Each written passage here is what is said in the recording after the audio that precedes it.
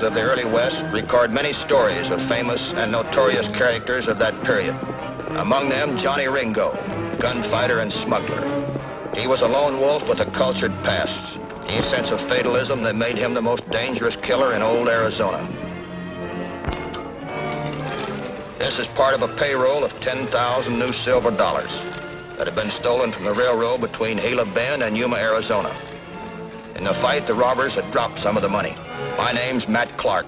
I'm a railroad detective. It was my business to examine the scene of the holdup. Hey, Matt. The local authorities had previously been here, but I figured they might have overlooked something. They had.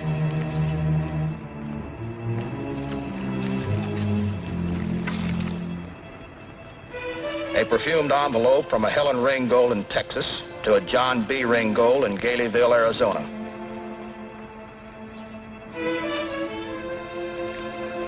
Keep looking around, see if you can find the letter.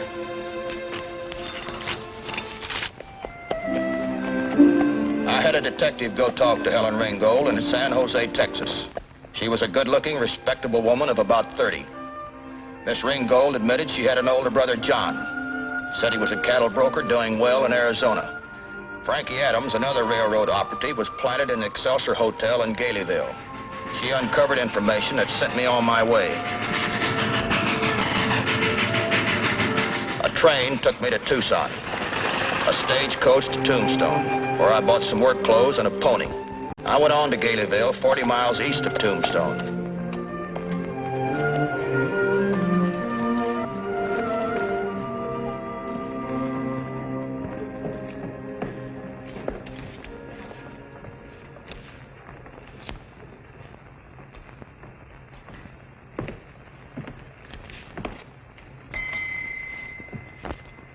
I've got a one-track mind, sir. You'll have to wait until I've finished.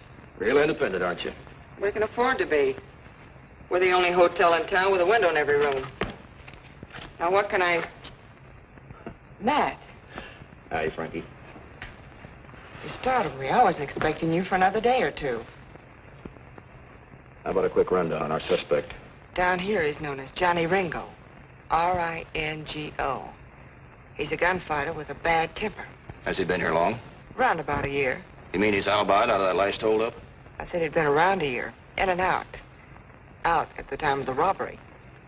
Does he seem to have any money? Plenty, from the way he spends it on whiskey and cards. Where is he now? He's out of the hotel. He spends most of his time at Clancy's saloon. Have you checked his room? Haven't had a chance to yet. Do that right away, will you? All right. I think I'll take a stroll down the main drag. Matt, Yeah? don't try to outdraw him. And stay away from the gambling tables. Yes, Mother.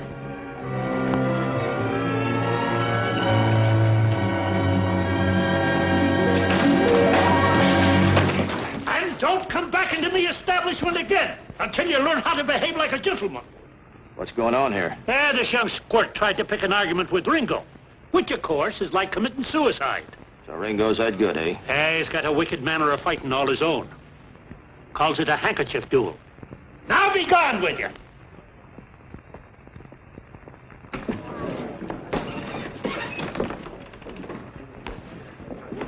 All right, gentlemen, enjoy yourselves. There'll be no gunplay today. You're quite right, Mr. Clancy. I'm sick and tired of these young high rollers trying to get me for a fast reputation. Keep them out of my way. You, Ringo, big reputation. Let's see how fast you are. Turn around. I'll give you one last chance to apologize and get out of town, cowboy. You've insulted me in front of all these men, and I demand a showdown. You either turn around and fight, or I say you're a coward. You've been begging for it long and hard, punk. I guess I'll have to oblige. If you're as brave as you think you are, step up and grab the end of this handkerchief. That way, the one who fires first can't possibly miss. You agree? I ask you a question. Either put up and fight or get out of town. Which is it? I'm as game as you are, Ringo. Your way.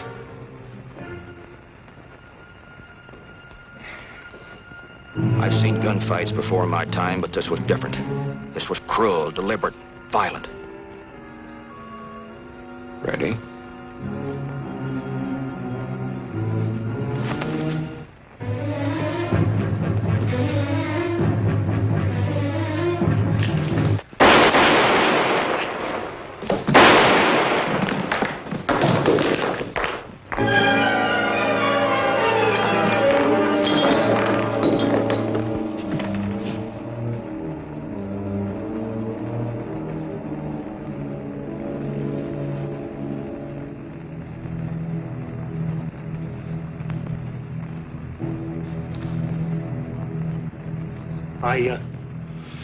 I think I could use a drink.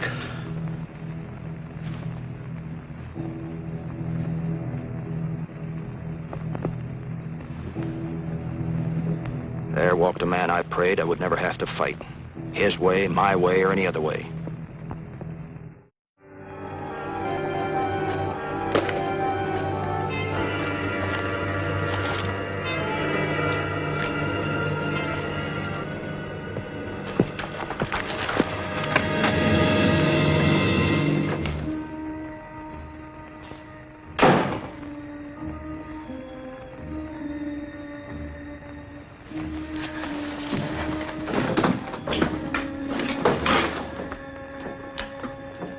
I was only cleaning your room.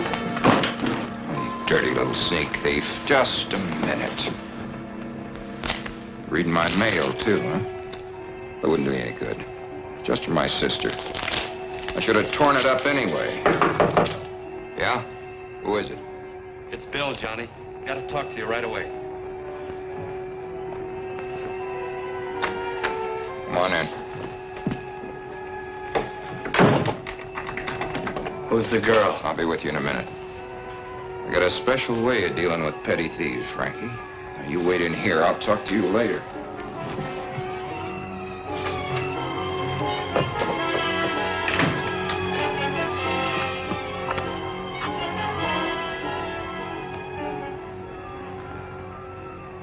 Keep your voices down so she can't hear. Now, what do you want? Well, we've got that train scheduled for you. Good.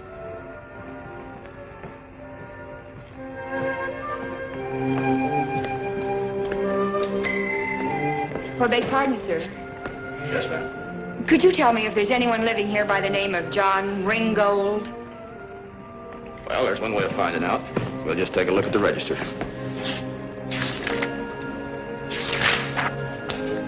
Yeah, there it is. John Ringo, room 111. Ringo? I guess that's him. Thank you. It's quite all right.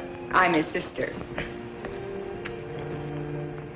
I know this country very well. Here's town right here. Here's the railroad tracks. Here's the road, comes along down here, crosses the tracks right here at the water tower.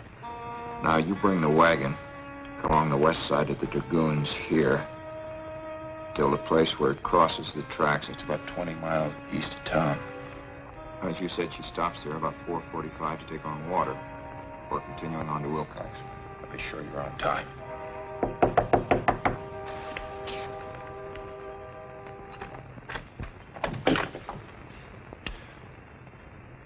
Hello, John. Oh, aren't you going to invite me in? That's all, gentlemen. Talk to you in about 10 minutes.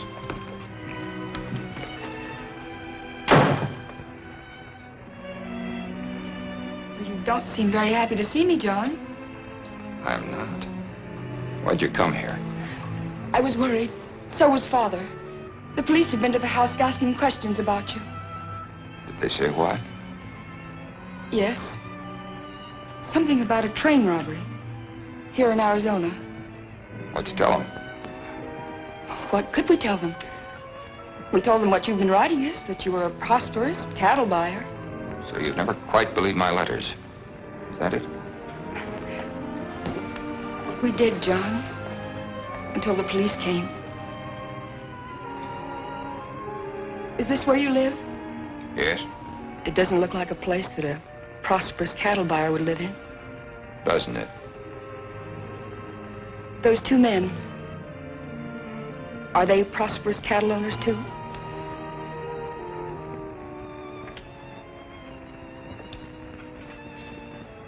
Get out. Go home. Forget you ever had a brother. Forget you ever saw me. Oh, come back.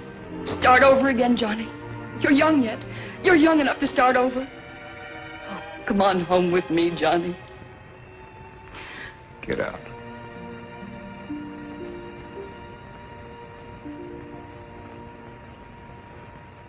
All right, Johnny, I'll go. But remember this. I'll do everything possible to stop you. Miss Ringo, please, I'm locked in. Open it up, Johnny. Get out of here. Mind your own business.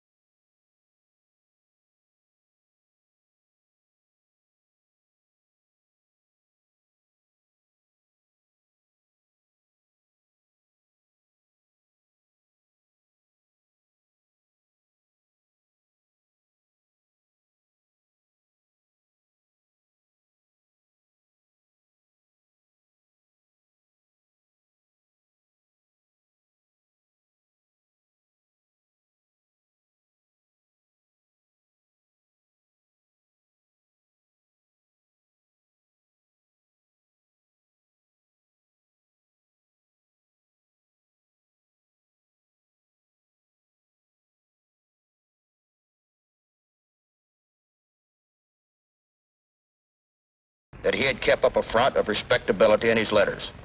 I'll do anything in the world for you. Anything. I'm sure you will, Miss Ringo. There's nothing here but a couple of $100, Matt. You won't come back for that. When you came up to the door, you said Ringo was telling those men something about a train. That's right. A train was making a 10-minute stop for water at 4:45. What do you make of it, Matt? I don't know. One of those statements hanging all by itself in midair. I don't make anything of it, do you? Well, I don't know.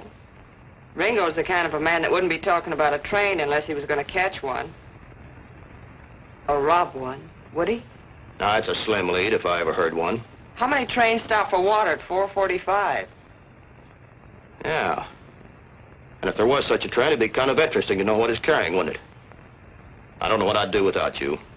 If the Home Office wants me, I'll be at Wilcox checking train schedules. Wait here till you hear from me. I'm sorry about all this, Miss Ringo. Bye, Frankie. Bye.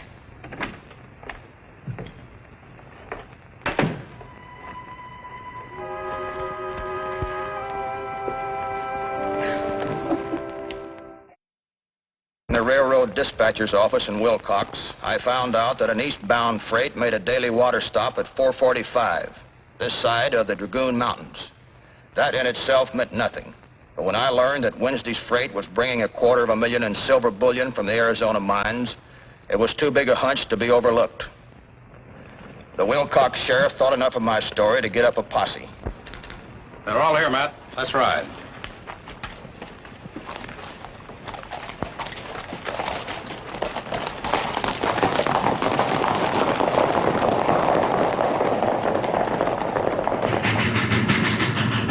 A train ride was part of the trap. We were ready. Ringo wasn't going to disappear in the sagebrush. The water stop was but a few minutes off. It was Wednesday, July the 5th, 1882. The water stop's only a few minutes down the line.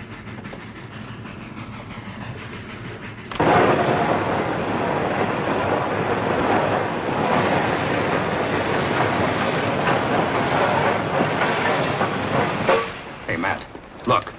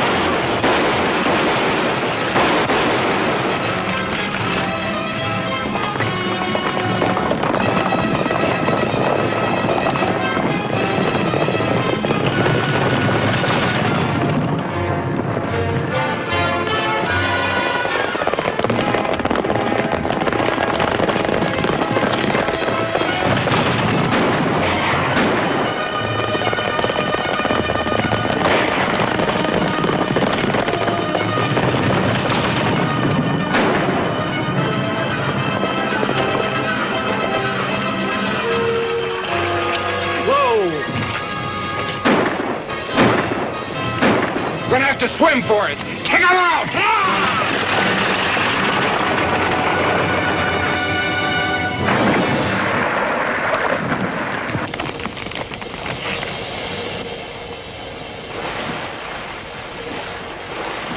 We can get to the bottom this way. Let's go. Ringo took a desperate way out and made it. It delayed me, but didn't throw me off. I made my way down to the lake. Ringo and his men were gone, but the trail was hot.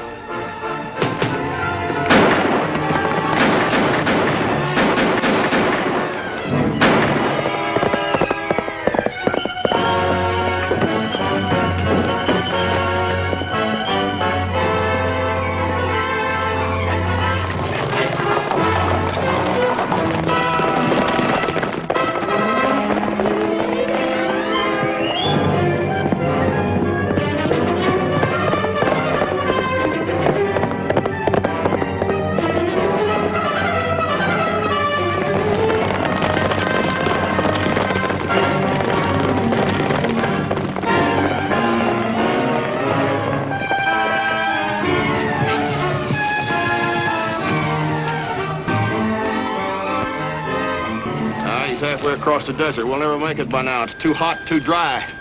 Let's get off here. How much water you got, Sheriff? Not very much, but you better take it, Matt. We'll head on back and get some, then we'll follow you. Well, good luck, Matt. Thank you, Lee. I'll lead it.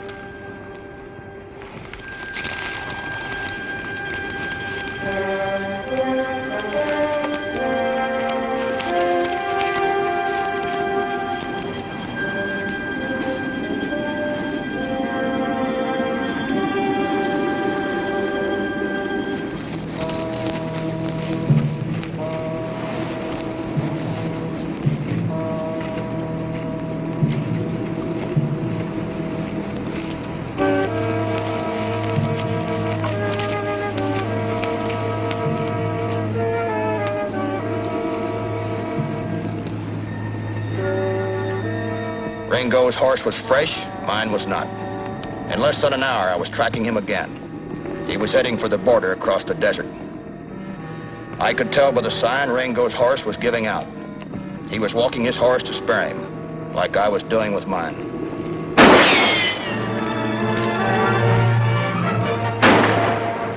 Who are you, mister? What are you dogging me for? Murder and robbery, Ringo! You'll never take me alive.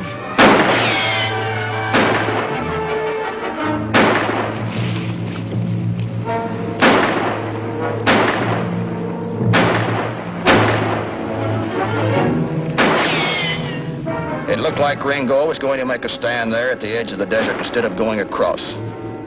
We exchanged shots to let one another know we were both there. The sun went behind the horizon. The night came on. I waited.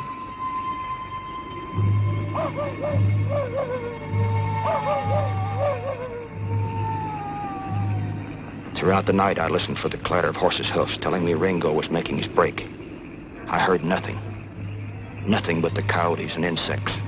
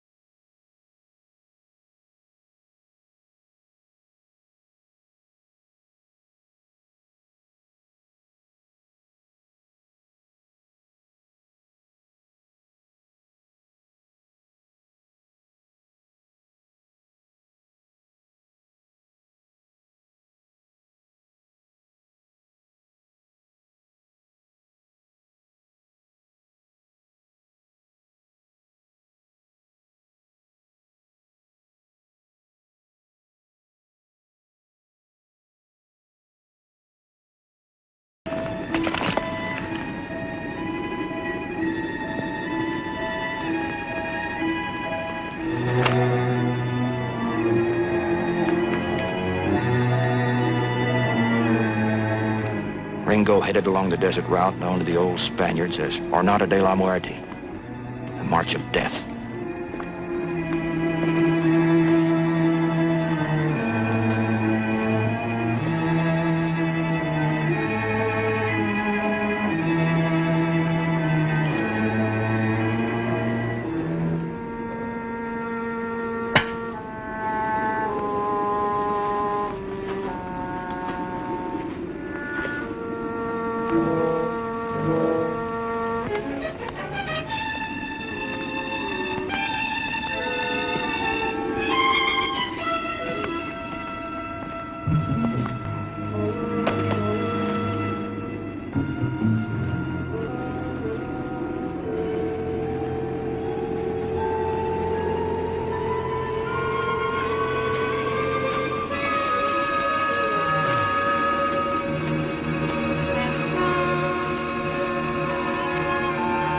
I couldn't go any further. My only consolation was that the desert would claim Ringo, too.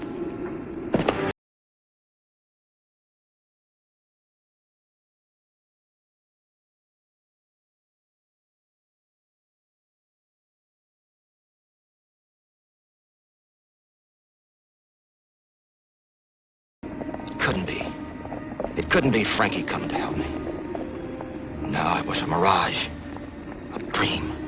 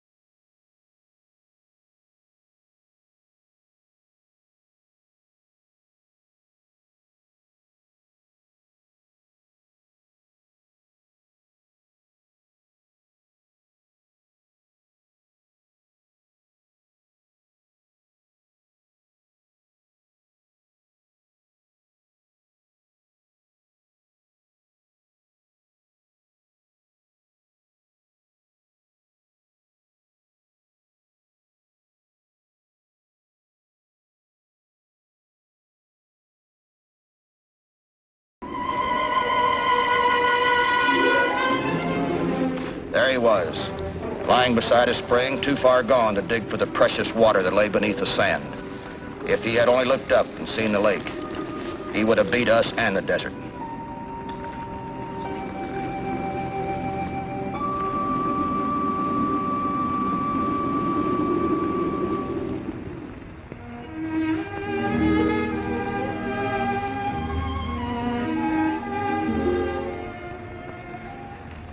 Thank you very much, Mr. Clark. The watch is the only thing I want to remember Johnny by. I could take the rest, destroy him.